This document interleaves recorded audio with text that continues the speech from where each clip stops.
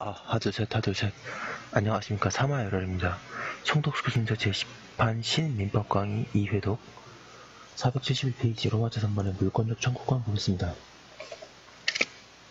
사마열혈 TV 출자 추천을 부탁드리고 유튜브 구독을 권합니다. 1번의 의의, 양가름의 뜻.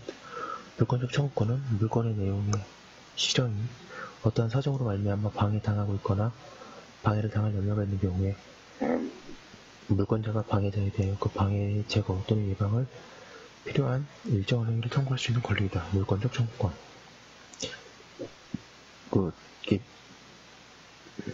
의의가 굉장히 길 때는요, 막 세 줄, 네 줄 넘어갈 때는 일단 의의를 정확히 위치를 치시고 쓰면서 암기하시면 좋습니다. 그리고 키워드에 동그라미 치셔서 암기하셔도 좋고,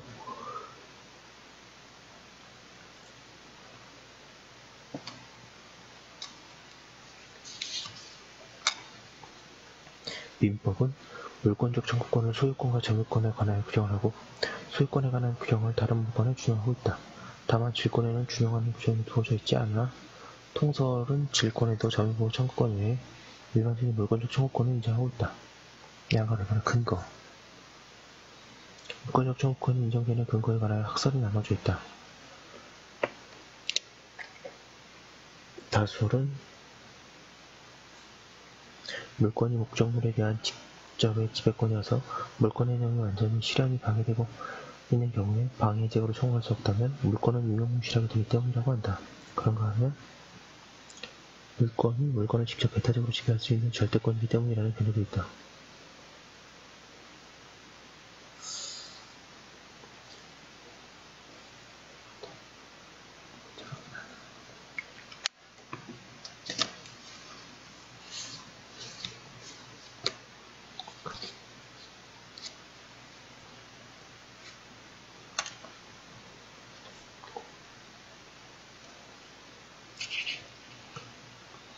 사견 보겠습니다. 물권적 청구권의 근거에 관한 논의는 의용민법에서처럼 점유보호 청구권에 관한 규정만 있을 때에는 의미가 클 것이나 민법의 경우처럼 개별적인 물권에 관하여도 명문 규정을 둔 때에는 중요하지 않다. 그럼에도 불구하고 굳이 근거를 밝히자면 1의 다수처럼 이하로 될 것이다. 양가로 3번의 다른 구체수단과의 관계. 불법행위로 인한 손해배상 청구권.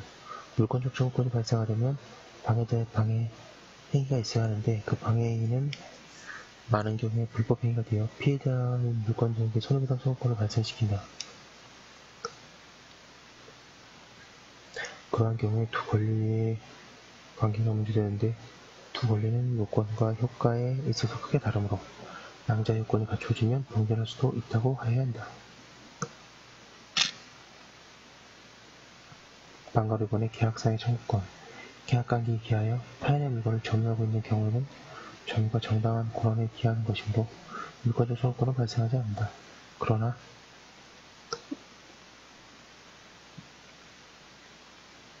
그러한 법률관계가 종료된 때에는 그 법률관계에 의한 반환 청구권과 별도로 물권적 청구권도 존재해야 한다고 새겨야 한다. 방가로 3번의 부당이득 반환 청구권. 점유할 권리가 없는데도 타인의 물건을 점유하는 경우에는 472페이지 점유도 이득이기 때문에 물권적 청구권과 함께 부당이득 반환 청구권도 발생한다. 그런데 이 두 권리의 병조를 인정할 것인가에 관하여 어려운 해석 문제가 있다. 2번의 종류 보겠습니다. 양가를 보내 기초가 되는 물권에 의한 분류. 물권적 청구권은 그 기초가 되는 물권이 무엇인가에 따라 점유권에 의한 물권적 청구권과 본권에 의한 물권적 청구권으로 나누어진다. 뒤의 것은 물론 각 물권별로 다시 세워야 된다. 양가를 보내 침해의 모습에 의한 분류. 물권적 청구권은 그 전제가 되는 침해의 모습에 따라 반환 청구권, 방해 제거 청구권, 방해 예방 청구권으로 나누어진다.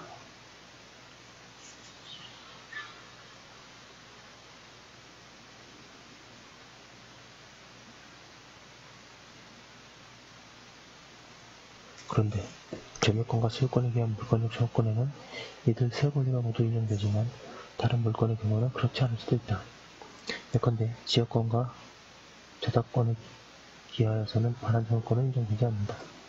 한편 명문의 필요는 없지만 일정의 물권적 청구권으로 수거 허용 청구권을 인정할 것인가 문제된다. 방화를 거는 물권적 반환 청구권. 타인의 권한 없이 물건의 목적물을 전부 점유하고 있는 때에는 그 반환을 청구할 수 있는 권리다.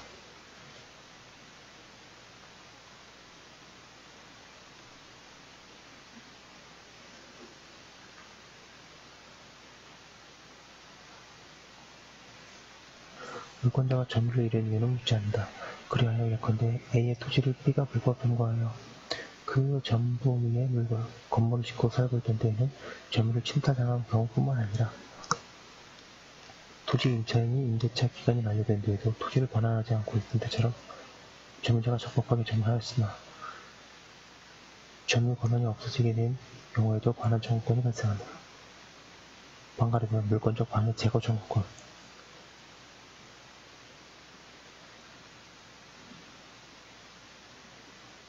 타인의 물권의 내용 실현을 전부 점유의 방법으로 방해하고 있는 경우 그 방해 제거로 청구할 수 있는 권리이다. 이 권리가 발생하기 위한 방해의 전형적인 예는 방해자에 의한 일부 점유이다. 방해자가 반드시 일부 점유의 방법으로 방해하여야 하는 것은 아니다. 가령 자신의 토지의 경계를 넘어서 옆 토지의 일부에까지 건축을 한 경우처럼 일부분을 점유한 때에도 방해 제거 청구권이 생기지만 남의 토지를 통행하는 방법으로 방해할 수도 있다. 그런가 하면 실제의 권리관계가 일치하지 않는 등기가 존재하는 것도 일종의 방해에 해당한다. 이 권리는 보통 부동산에 관하여 발생한다.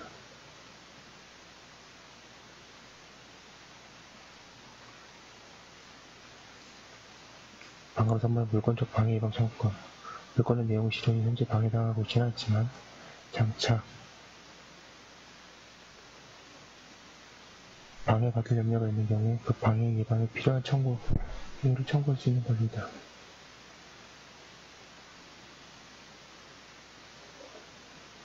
예컨대 A의 토지를 깊게 파서 인접한 B의 토지가 무너지려고 하는 경우에 이 권리가 발생한다. 이 권리도 주로 부동산을 관하여 발생한다. 방금 저번에 수거 허용 청구권. 양가로가 근래 일부 견해는 우리 민법상 독일 같은 명문 규정은 없지만 일 413페이지 세 가지 권리 외에 수거 허용 청구권이 인정되어야 한다고 주장한다. 그 논리는 주로 예컨대 제3자인 병이 가벼운 물건을 우리의 토지에 놓고 간 경우를 둘러싸고 행하여진다. 양가로가 종래의 통설에 의하면 이러한 경우는 갑은 반환 청구권을 가지고 을은 방해 제거 청구권을 가진다고 한다. 그런데 수거 허용 청구권을 인정하는 견해는 이의 경우에는 을은 방해 제거 청구권을 가지나 갑은 반환 청구권이 없이 수거 허용 청구권만 가진다고 한다. 양가르다. 검토 및 사견, 반환 청구권은 상대방이 점유를 취득한 경우에 인정되는 권리이다. 그리고 점유 취득이 인정되려면 점유 설정 의사가 필요하다.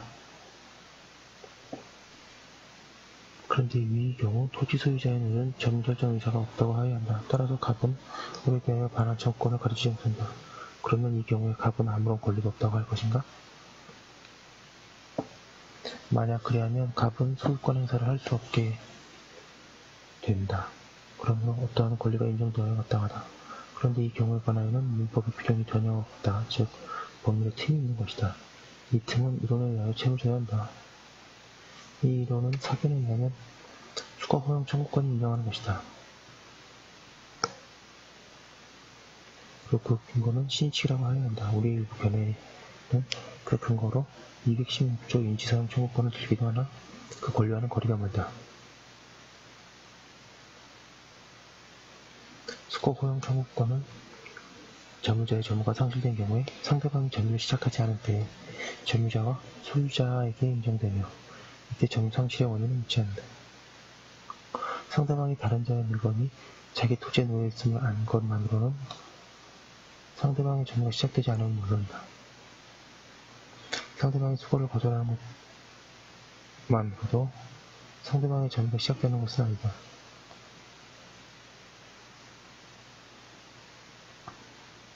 점유의 시작에는 점유의 유지와는 달리 보다 강한 지배적 의사가 요구된다. 우리의 통설은 이러한 점을 간과하다 보니 위 예와 같은 경우에 물권적 청구권의 경합이 인정하게 되고 그 결과 어려운 논의가 이어질 수밖에 없다. 그러면 동일한 경우에 반환 청구권과 방해 제거 청구권이 경합하는 경우는 전혀 있을 수가 없는가? 사견처럼 주거용 청구권을 인정하는 경우에도 때에 따라서는 경합이 있을 수 있다. 가령 갑이 슈퍼마켓에 두고 간 모자를 주인들이 가져다 보관하는 경우를 봤다. 이때 을은 점유를 부정할 수는 없다. 그러므로 갑은 을에 대하여 반환 청구권을 가진다. 그리고 을은 그 모자를 스스로 쓰고 다니는 경우와는 달리 모자가 갑에게 가져갈 수 있도록 할 수 있어야 한다. 즉 을에게는 방해 제거 청구권이 인정되어야 한다.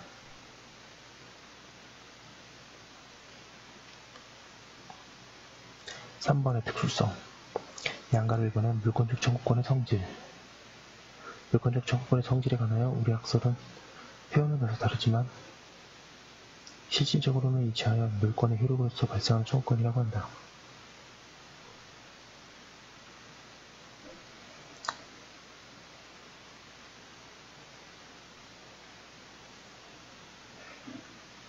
그러한 통수는 물권적 청구권을 물권과는 독립한 권리로 파악하면서 동시에 채권과도 구별한 점에서 수상하다고 하겠다. 474페이지 물권적 청구권의 특이성. 물권적 청구권은 특정인에 대한 청구권이라는 점에서 채권적 청구권과 같지만 상대방의 의무자가 처음부터 특정되어 있지 않다는 점에서 그것과 다르다.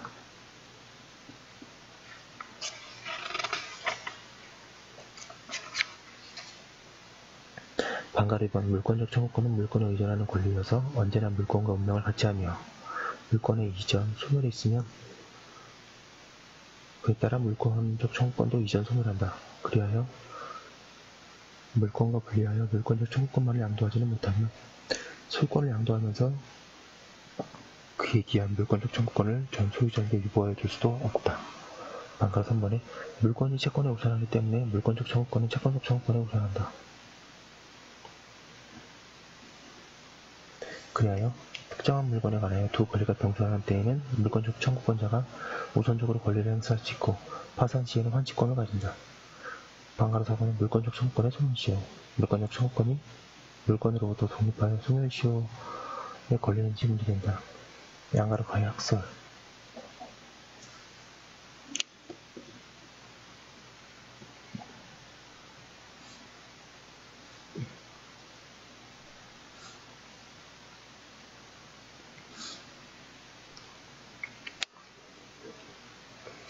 긍정설. 물권적 청구권은 제한 물권에 기한 것은 물론이고 소유권에 기한 것이라도 민법 제162조 2항이 규정하는 재산권에 해당하므로 제20년의 시효에 걸린다고 하는 견해이다. 필요에 의한 물권적 청구권의 소멸을 사실상 부정하고 있는 우리의 신문에 있어서 그렇게 해석해야 당사자 간의 이해관계에 부합한다고 한다. 부정설. 물권적 청구권은 그 기초가 되는 물권과 독립하여 소멸시효에 걸리지 않는다는 견해이다.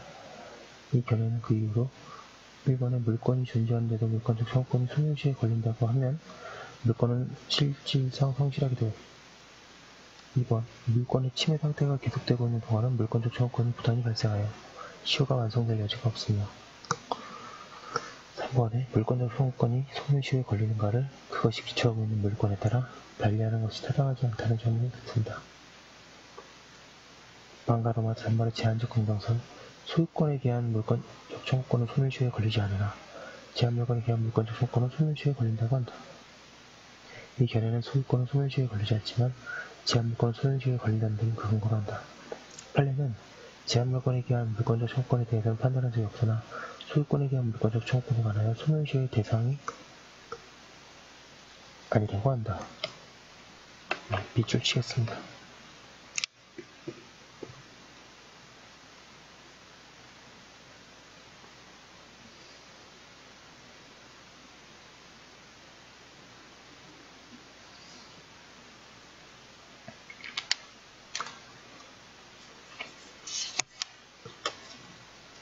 양가로 다의 검토 및 사견.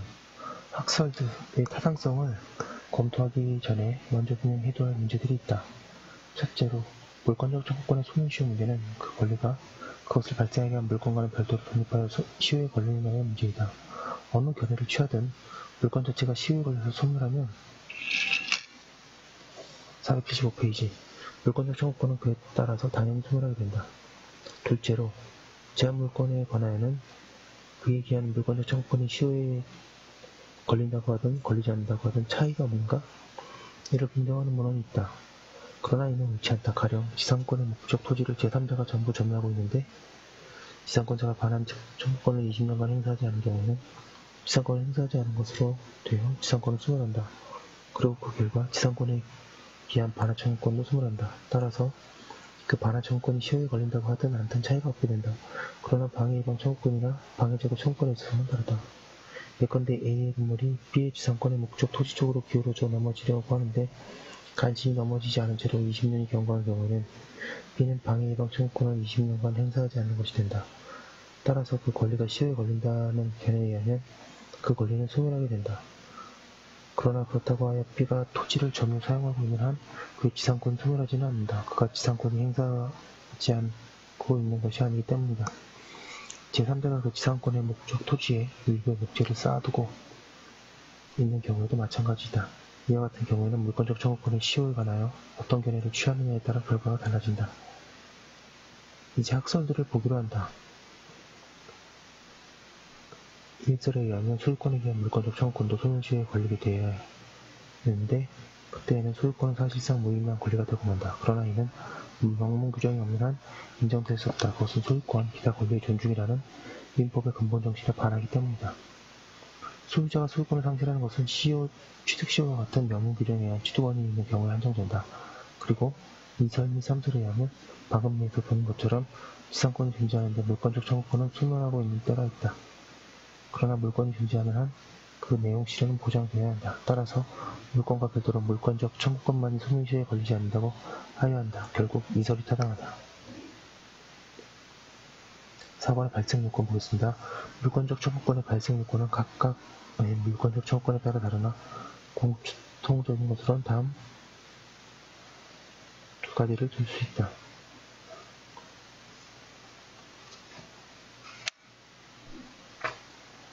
양가를 이거는 침해 사실.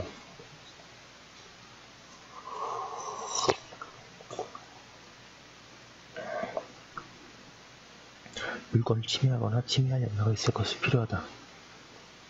양가를 이거는 침해의 법성, 물건의 내용 실현이 강의하고 있더라도 그것이 정당한 권리에 의한 것일 때에는 물권적 청구권은 발생하지 않는다. 예컨대 임차인이 목적물을 점유하고 있거나 상린관계에 기하여 토지로 통행하는 경우에 그렇다. 양가 경우의 고의 과실 불문, 그 밖에 침해자의 고의 과실을 묻지 않으며 침해 또는 침해 염려가 있을 것이라는 객관적인 사실로 충분하다. 476페이지 5번의 당사자 양가를 보는 물권적 청구권자 물권적 청구권자는 현재 침해를 당하고 있거나 또는 침해당할 염려가 있는 물권자이다. 물권자이기만 하면 그가 목적물을 직접 점유하고 있을 필요는 없다.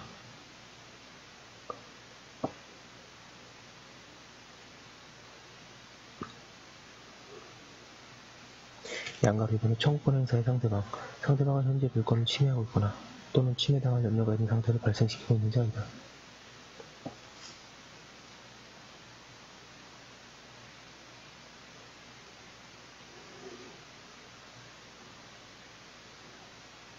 따라서 과거에는 침해하였지만 현재에는 침해하고 있지 않은 자는 상대방이 아니다. 예컨대 A의 토지에 B가 무단으로 건축을 한 뒤에 C에게 건물을 매도한 경우에는 B는 상대방이 아니고 C가 상대방이다. 6번의 비용 부담의 문제 물권적 청구권을 행사하는 경우에 누가 그 비용을 부담해야 하는지가 문제된다. 그런데 여기에 관하여 논의를 제대로 하려면 몇 가지 미리 검토해야 할 문제가 있다. 아래에서는 그것들을 관하여 먼저 보고 학습 관련을 정리한 뒤에 사견을 넣기로 한다. 양가로 1번의 성결 문제 일반적으로 문헌들은 행위 청구권, 인연 청구권과 같은 물권적 청구권의 내용, 내지 본질의 문제가 곧 비용 부담 문제라고 이해한다. 그런데 일부 문헌은 물권적 청구권의 본질 내지 내용의 문제와 비용 부담 문제는 존재의 평면을 달리한다고 한다. 사전으로 어떠한 권리든 그것의 성질 내지 비용 내용은 곧 그 권리를 행사할 때는 비용 문제를 당연히 포함하고 있다. 이러한 원칙이 물권적 청구권의 경우에만 제외되어야 할 설득력이 있는 근거는 없다. 뿐만 아니라 물권적 청구권에 관하여 올바르게 이해하게 되면 불합리한 결과가 생기지도 않는다. 결국 물권적 청구권의 본질 내지 내용 문제와 비용 부담의 문제는 분리되지 않아야 한다. 주의할 것은 비용 부담이 물권적 청구권의 내용 전부가 아니라는 점이다. 문헌에 따라서는 비용 부담만이 곧 물권적 청구권의 내용이듯이 표현하고 있으나 그것은 옳지 않다. 비용 부담은 그 내용이 일부에 지나지 않는다.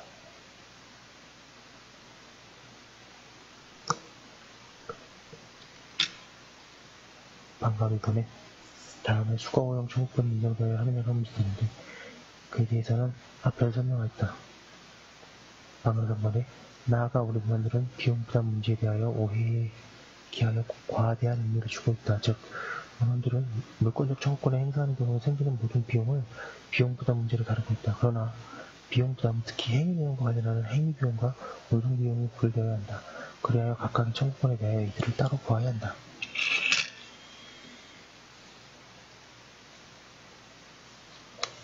477페이지 양가비분 학설 방가비분의 행위청구권설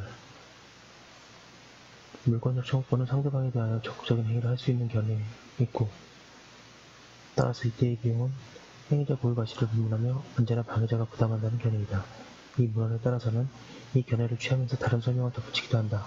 그중 하나는 물권적 청구권은 순수로 행위청구권이라고 하고 비용도 상대방이 부담한다고 하면서 다만 수거 허용 청구권이 인정되어야 할 것이라고 주장한다. 다른 하나는 물권적 청구권의 본질과 비용 부담은 존재의 평면이 다르다고 하면서 물권적 청구권은 본질상으로는 행위 청구권이지만 비용 부담의 문제는 민법 473조의 유추 적용에 의하여 해결하여야 하며 그 결과 원칙적으로 비용은 동조 근무에 따라 상대방의 부담을 할 것이나 상대방의 행위와 전혀 관계없이 물권의 침해가 발생한 때에는 동조 단서의 법 정신에 따라 물권자의 부담을 하여야 할 것이라고 한다. 이번에 행위청구권의 수정설 원칙적으로 행위청구권설의 입장을 취하면서 반환 청구의 경우에 예외를 인정하는 견해이다. 즉, 물권적 청구권은 원칙적으로 행위청구권인데 반환 청구의 경우 상대방인 현재의 점유자가 스스로 점유를 취득한 것이 아닌 때에는 예외적으로 상대방에 대하여 인용만을 청구할 수 있다고 한다. 이 견해에 의하면 비용은 원칙적으로 상대방이 부담하고 예외적인 경우에 하나야 물권자가 부담하게 된다. 로마자 3번 책임설 방해 행위가 상대방의 유책 사유에 의하여 생긴 때에는 상대방에 대하여 적극적인 배제 행위 따라서 그 비용 부담도 청구할 수 있으나 상대방에게 책임 사유가 생긴 때에는 물권자 자신이 그 방해를 제거하는 것을 상대방에게 이용케 하는 데 그치고 그 비용도 물권자가 부담하는 견해이다. 판례 우리 판례는 비용 부담에 관하여 태도를 명확히 밝힌 바가 없다. 그러나 물권적 청구권이 행위 청구권임을 분명히 하고 있다. 그 관계에 비추어 보면 판례에 의할 경우 상대방이 비용을 부담하게 될 것이다.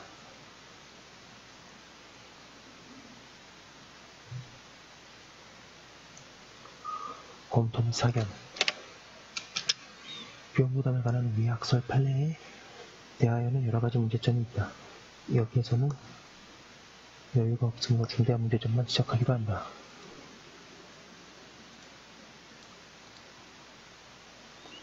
일설 중 본래의 모습과 함께 판례는 반환 청구권과 함께 제거 청구권을 경합하는 때에는 먼저 소를 제기한 자가 상대방의 비용을 전가하는 불합리한 발생한 점에 문제가 있다. 일설 가운데 A설은 뒤에 보는 것처럼 결과에서는 사견과 같다. 그러나 그 권리 인정 근거의 측면에서 다르다. 그 점에서는 지지하기 어렵다. 일설 가운데 A설은 비용 부담과 물권적 청구권의 본질을 분리하는 점에서 옳지 않고 또 473조의 유추 적용에 따른 결과 도출에 무리가 있다. 이설은 결과에서는 비교적 타당하나 특정한 경우만 예외를 인정한 이유의 설명에도 불충분하다. 3설은 물권적 청구권의 문제에 유책 사유를 등장시키는 점에서 478페이지 바람직하지 않고 또 그에 의하면 동일한 경우 반환 청구권과 방해제거 청구권이 경합하는 때에는 먼저 소를 제기하는 자가 스스로 비용을 부담하게 되는 문제가 있다.